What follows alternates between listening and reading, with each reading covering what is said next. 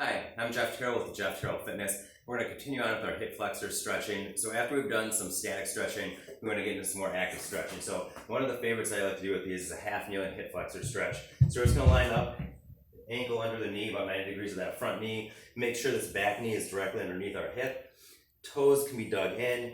And then from there, we're going to brace our abs, start pull the ribs out, flex, stay tight here. We're going to squeeze the glute of this backside leg, and you should just doing that feel a nice little stretch there in the hip flexor.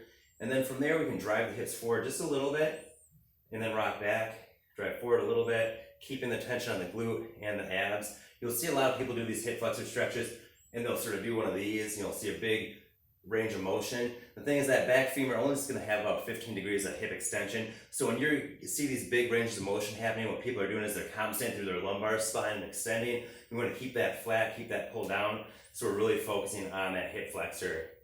Now we can intensify that, make that a little bit harder a couple of ways, okay? So one way is to bring this arm up overhead, ribs stay down, glutes stay engaged. We can actually drive the hips laterally a little bit. So if I turn sideways for you, same idea. Engaged here, arm up, and then we're going to slightly shift to the side. You'll get a little bit more stretch that way. Another option is we can drop that back foot flat and actually push this foot into the ground. That'll engage your quad and start pulling those hip flexors a little bit more. So we still want to keep the ribs down, keep that glute engaged, but also drive that foot down to the ground. That'll help intensify that stretch a little bit.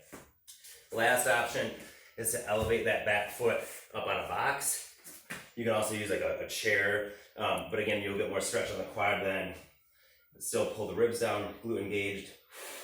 What I like to do is take breaths on those. So you deep breath in. As you exhale, re-engage, pull the ribs down even further, re-engage the glute. Then try to hold that position, breathe in again. Exhale, re-engage, ribs down more, glute engaged. Do that for 5 to 10 breaths for about 20 to 30 seconds. Let me know how you feel.